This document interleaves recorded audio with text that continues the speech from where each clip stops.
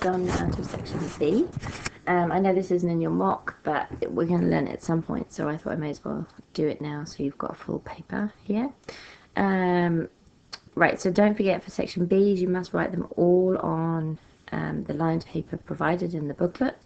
Please don't write on the exam paper, or if you write on exam paper, it won't be marked, so don't leave anything important written on there.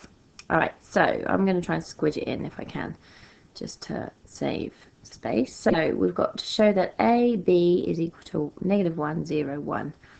So these are the 2 points. So if we imagine them on a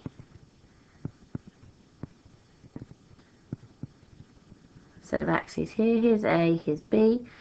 So if we want to go from A to B, remember these values here as position vectors would be 2, oh, I've written in the wrong place.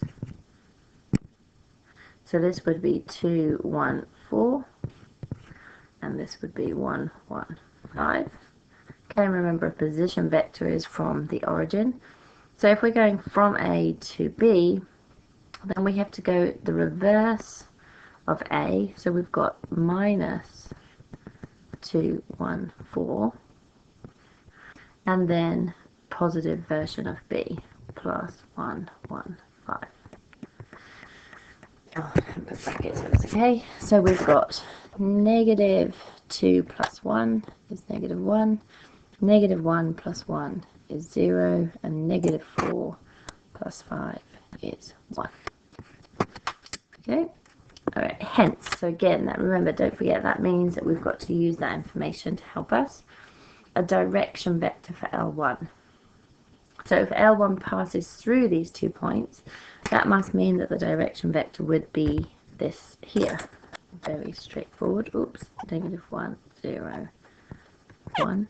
I think we've talked before about how the fact that some of these questions are pretty straightforward. It does confuse people, but right, just go with the flow.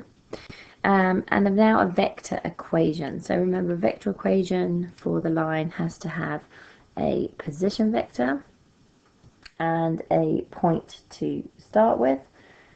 So we can choose any of the points, probably either A or B. I'm just going to happen to choose B. So my vector equation would be 1, 1, 5 plus T, remember that's our parameter, and then our direction vector, which was -1, 0, 1. Okay, so that is our equation. So we've got 1, 1, 5 plus T bracket -1, 0, 1.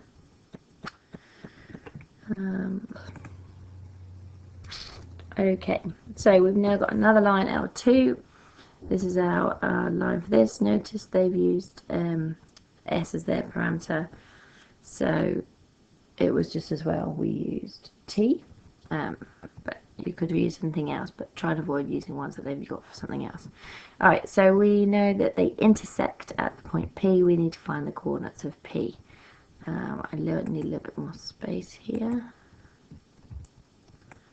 Okay, so this is one of our equations, this is our second. If they intersect, it means that they are equal to each other.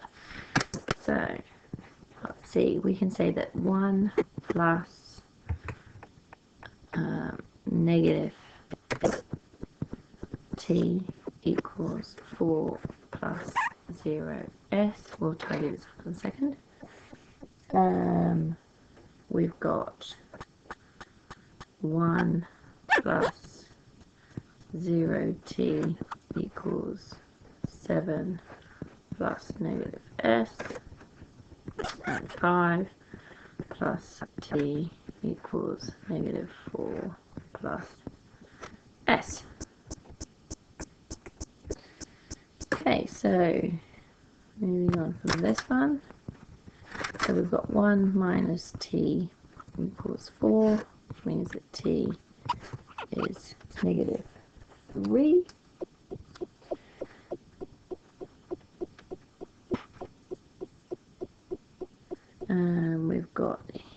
here 1 plus t, no, 1 plus nothing, so that's 1 equals 7 minus s.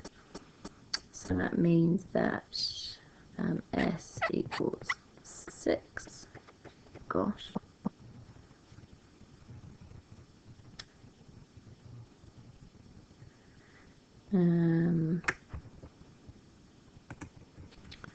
Okay, had we used this last one, we would have got the same values, but this is all we need to know, that t is -3. Actually, we didn't even need to know this one. We could have stuck at the top one. Choose either of those two values, and then you're going to substitute them back into this equation. Doesn't really matter. Let's use this one here, seeing as that's the one they gave us, and that's one I can still see when I've got my screen like this. So we've got 4 plus nothing, 7 minus 6, for wowzers, and -4 plus 6, which gives us 4, 1, and 2.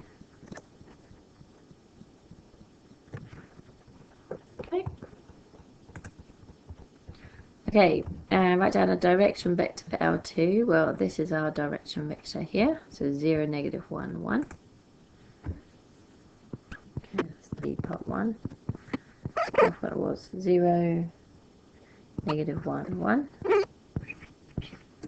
Okay, part 2. Hence, find the angle between L1 and L2. So remember, we look at the dot product. Oh, got your foot. The dot product of our two direction vectors. So top one was -1, 0, 1. -1, 0, 1. Dot 0, -1, 1. So that's going to be -1 times 0 is 0. 0 times -1 is 0, and 1 times 1 is 1. So that gives us the dot product is 1. Let's go back to our formula booklet.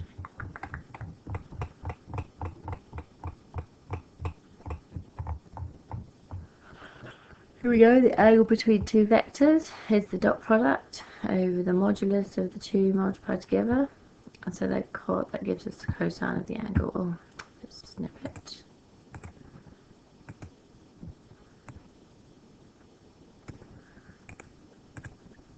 Oops. So let's now find the length of both of them. So it's -1 squared plus 0 squared plus 1 squared.